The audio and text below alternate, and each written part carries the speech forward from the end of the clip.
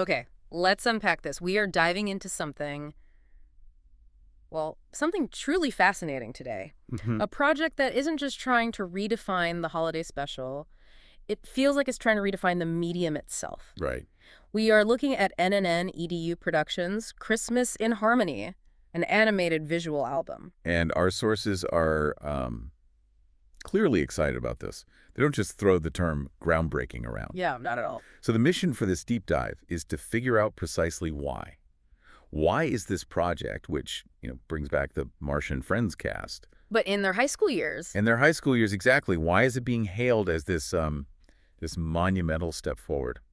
and the descriptions we have are just incredible. High-end 3D animation. The sources immediately start making comparisons to, the gold standard. Pixar. Pixar-quality visuals. So for you, the listener, this isn't just a collection of holiday songs with some nice pictures. This is engineered to be a full cinematic story. And if you look at the core takeaway from the get-go, it's all about a sophisticated blend.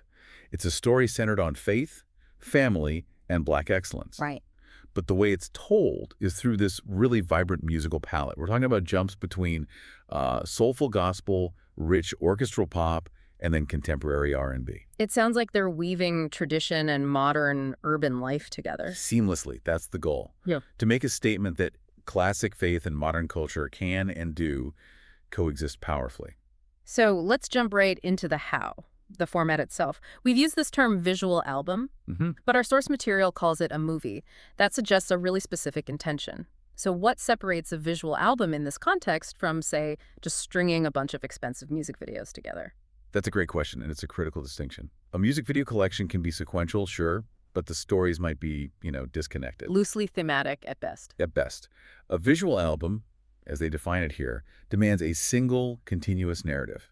The music is the plot. It pushes the story forward, sometimes even replacing dialogue. So it's meant to be watched in one sitting. As one cohesive piece, yeah. The visuals and the sound are clearly inseparable. And the quality of those visuals, it sounds paramount. The notes don't just say, it looks good. They get really technical. They talk about warm and golden lighting, rich textures. The emotion is palpable. Exactly. So why is high-end 3D animation so crucial for that? For capturing that specific emotional warmth? Well, it really comes down to realism and symbolic weight. High-end 3D lets you do incredible things with texture mapping. Okay. Think about the details they mention later. Sequins, Marcia's feathers, the fabrics, even just the texture of snow on a city street. Right. Those need to feel real. They need depth. Yeah. And the way light interacts with them is key. Something that 2D or even lower quality 3D really struggles with. That warm and golden lighting you mentioned. Yeah. That's an emotional filter. It's designed to wrap you in this feeling of nostalgia, of holiday safety. And the rendering has to be perfect for it to feel real, not cheap. So they're building a world that needs to feel inhabited. It needs to feel real. And that world, the city itself, it sounds like it's a character in the story. Absolutely. The setting is this metropolitan city inspired by Montreal, and that's not a random choice. No. It's a very conscious decision.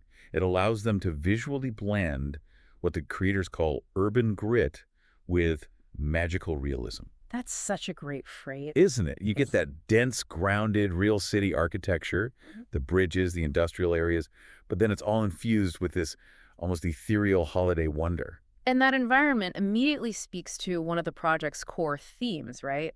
Urban faith. Precisely. The juxtaposition is the whole point. So finding God on the city streets, not just in a church. That's it. The creators are using the setting to show that faith isn't confined to a specific sacred building. It's vibrant, it's out there, it lives where the people are. The journey literally takes us from the raw steel of the city to the glowing inside of a cathedral. Showing that the spirit is in all those places. A continuous thread. Okay, so we've set this very sophisticated stage. Let's talk about the people who give it a heart, the cast, as high school students. We have to start with Marcia and Lyric. The heart of the group. That's what they're called. And they really represent the biggest transformation in the story, both visually and thematically. They start out in this modern, playful street style. Which matches that urban grit we were talking about. It does. But the sources note their journey through the day leads to a transition to elegant poise. So it's more than just a costume change. Oh, much more.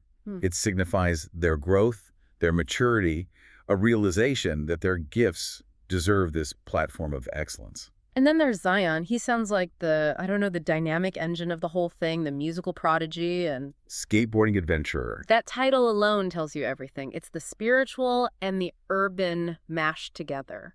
That phrase is so key. He carries so much of the album's spiritual weight, and his visuals are all about movement. We see him skateboarding through the city with his guitar, doing these intense solos. He's literally mixing the environment with the music. He is the synthesis.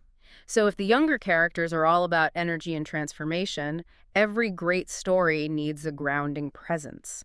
And that role seems to fall to Mr. H, the teacher. This awful mentor, yeah. And for the audience that loves these characters, why do you think the source material is so specific about his depiction, a black man with a bald head?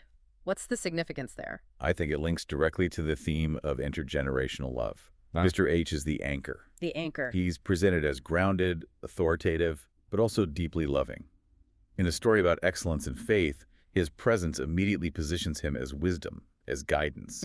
He's the bridge between this energetic new generation and the elders. He provides that emotional safety. And that intergenerational connection really defines the next part of our deep dive.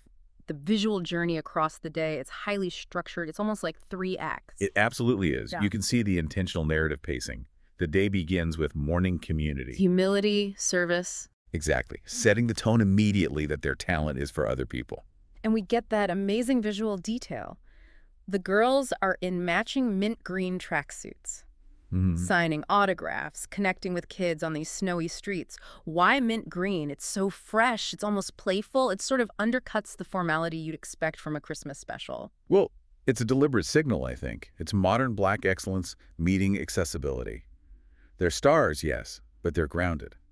And that mint green is just so vibrant against the white snow of Montreal. It makes them stand out as leaders while they're doing community service. Then the atmosphere shifts dramatically. We go into the grind. This is Zion space. This is where things get raw. Yes. The grind visually hammers home that idea of urban faith.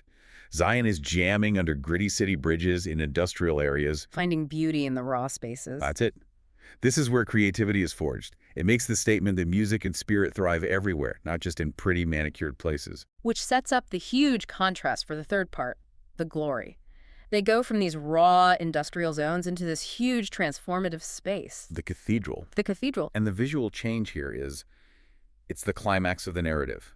They go from tracksuits and streetwear into these stunning, formal, black, sequined outfits. I think they mention Marsha's feathers and Zion's tux. Yes.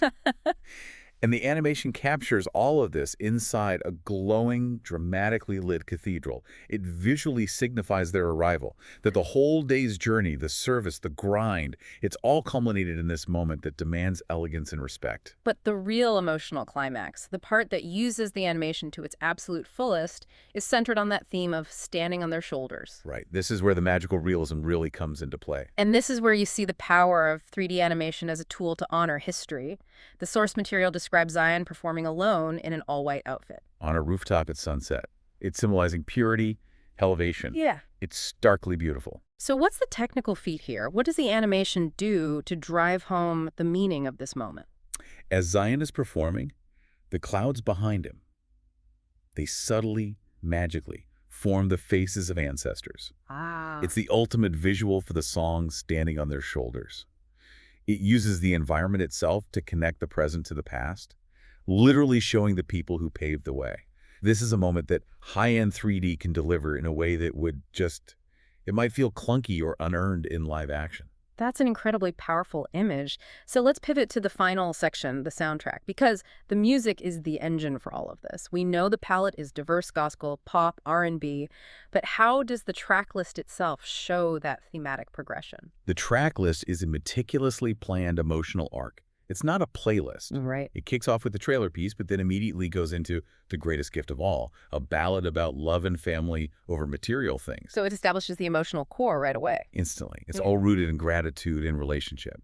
And then we get the musical muscle, the anthems that support those themes of faith and Black excellence. Precisely. After that tender start, you get these powerful affirmations, glorious and it shall be so. Which is explicitly an anthem of faith and self-belief. Okay. And that's followed by Dancing on Their Shoulders, which is this upbeat tribute to heritage, celebrating the very connection we saw in those ancestor visuals. So the music and the visuals are just reinforcing each other constantly. They're in perfect sync. Now, our sources pointed to Hark the Herald Angels Sing as being particularly complex. How does that arrangement mirror the project's goal of mixing tradition and modernity? That track is a masterclass in synthesis. It's a 3-part suite. Okay. It starts in that traditional, familiar style, respecting the carol, but then it moves into this deep, soulful improvisation that is pure contemporary R&D and gospel. And finally, it resolves into this grand orchestral finish. So the musical journey of that one song is a metaphor for the whole album. That's a great way to put it. You respect the past, you infuse it with modern black surfal expression, and the result is elevated.